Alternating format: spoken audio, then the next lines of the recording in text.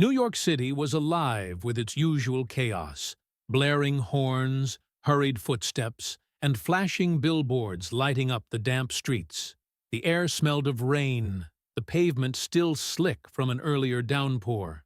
It was the kind of day where the city's energy felt both electric and exhausting. Elon Musk had just finished a series of meetings in Manhattan, discussions about expanding Tesla's presence in urban infrastructure. His mind was occupied, cycling through ideas and solutions, but as his car rolled through a quieter stretch of downtown, something caught his eye. A police officer stood near the entrance of a dimly lit alley, her posture stiff yet weighed down. She wasn't directing traffic or handling an incident. She was just standing there, her gaze fixed on the ground. Even from a distance, something about her seemed off.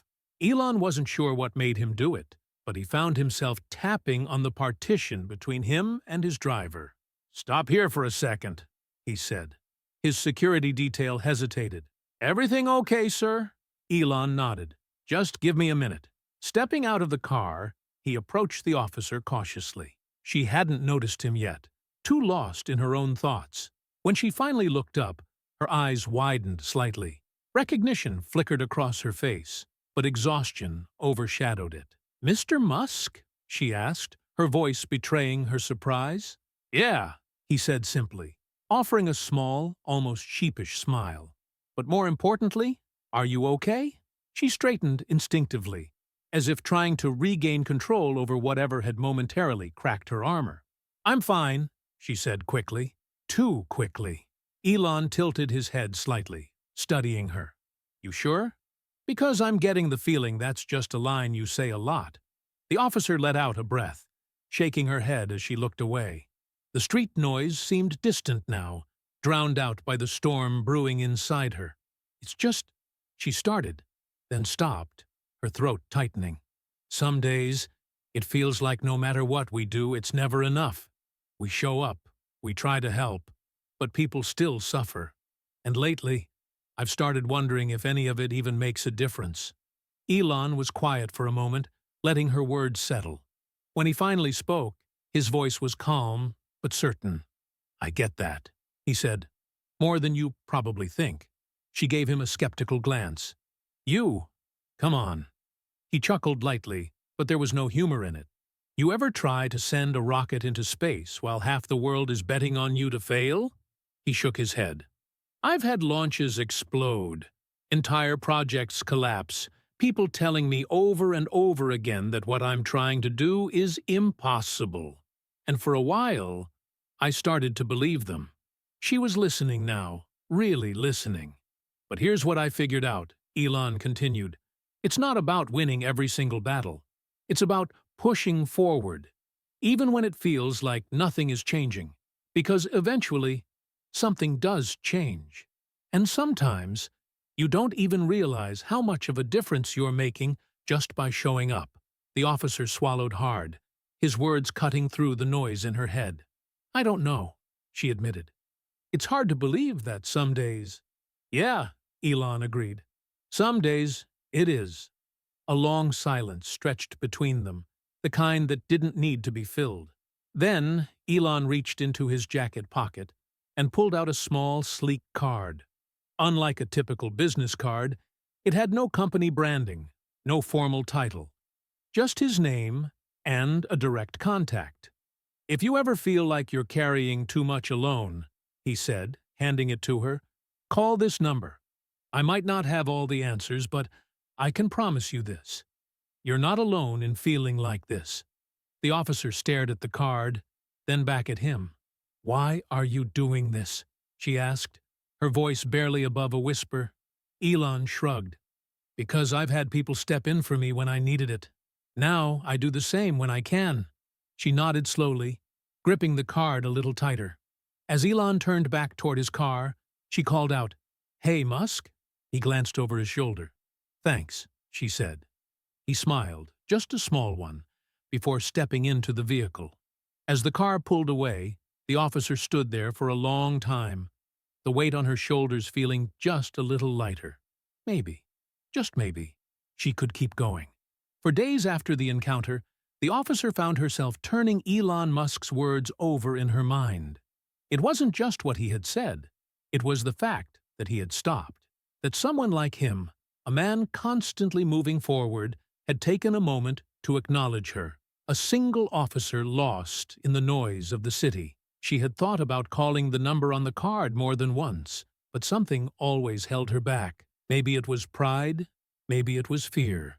Instead, she tucked it into her wallet like a small, hidden lifeline, just in case.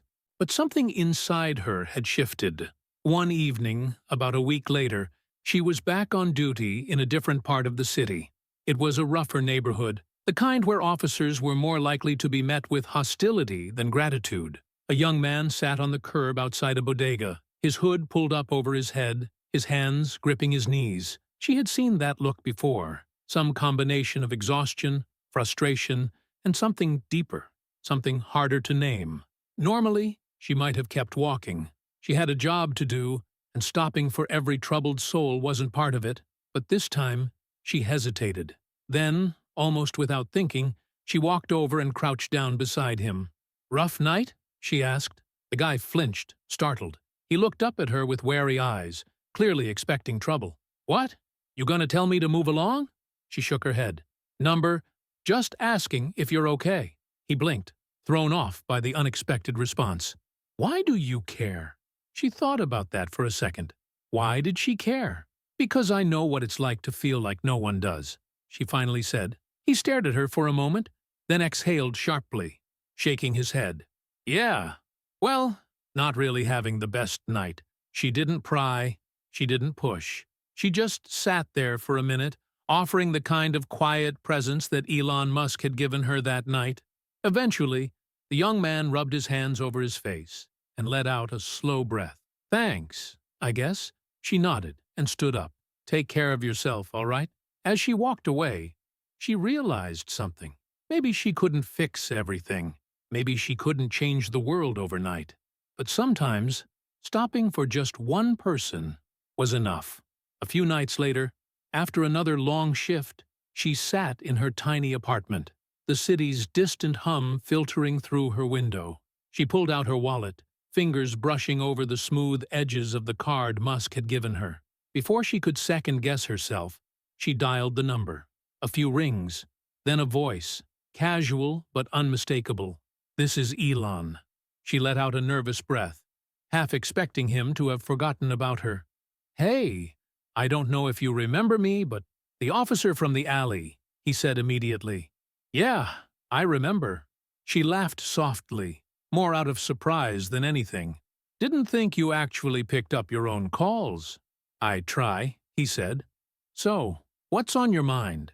She hesitated, then decided to just be honest. "You were right.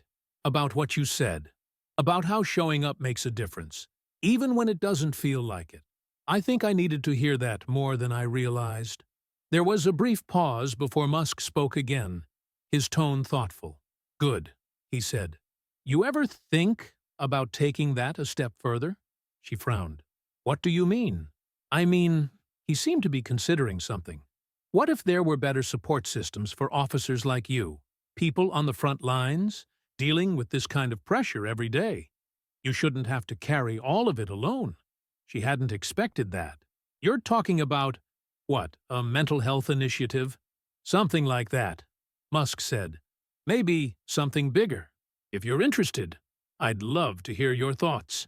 She stared at the city lights outside her window, her heart pounding in a way that had nothing to do with nerves and everything to do with possibility.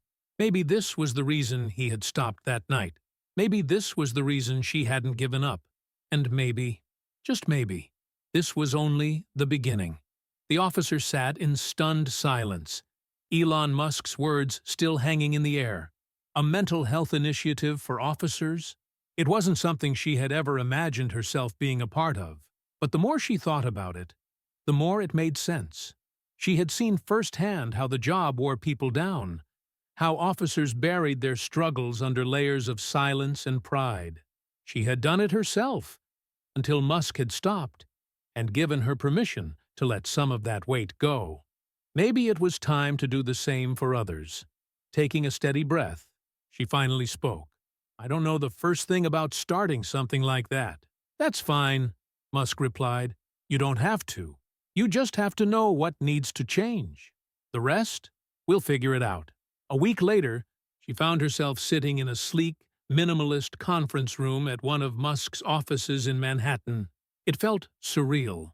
One minute, she was patrolling the streets, and the next, she was discussing real change with one of the most influential people in the world. Musk had assembled a small group, mental health professionals, former first responders, even a few business executives who specialized in nonprofit work. She wasn't sure where she fit in among them, but Musk made it clear from the start. She's the reason we're all here, he said, nodding toward her. She knows what it's like on the ground. That's the perspective we need. At first, she felt out of place. These people spoke in terms of funding models and logistical frameworks, things that were completely foreign to her. But when they asked about the realities of being an officer, about the unseen struggles no one talked about, she found herself speaking without hesitation. The hardest part isn't the danger, she explained.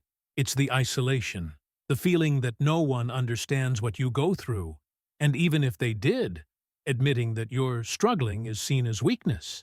That has to change. Musk leaned back in his chair, nodding thoughtfully. Then, that's where we start.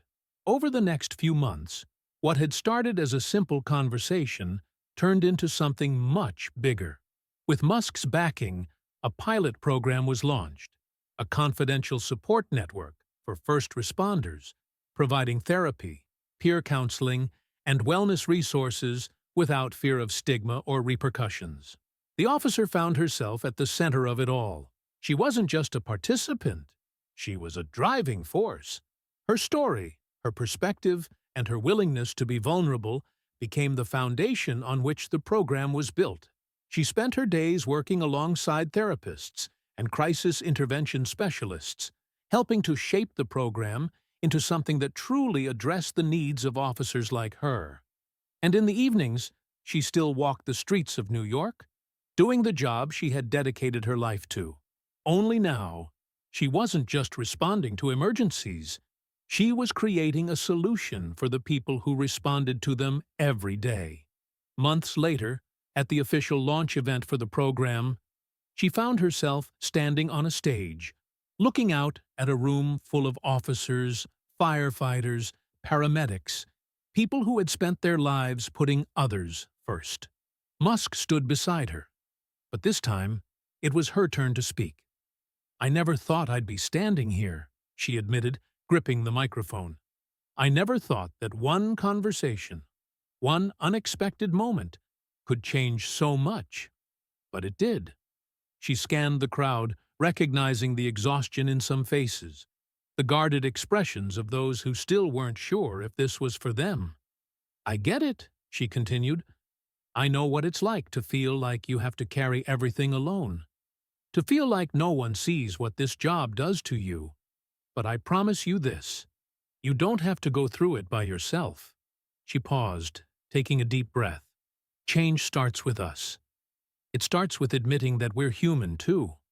And if we can do that, if we can support each other the way we're meant to, then maybe, just maybe, we can change the way this job affects the people who do it.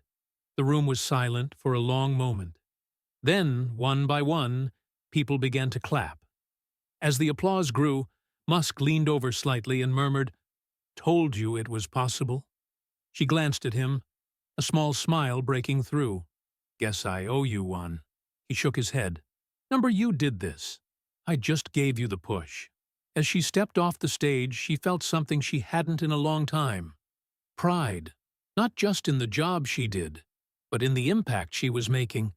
And for the first time since that night in the alley, she knew this was just the beginning.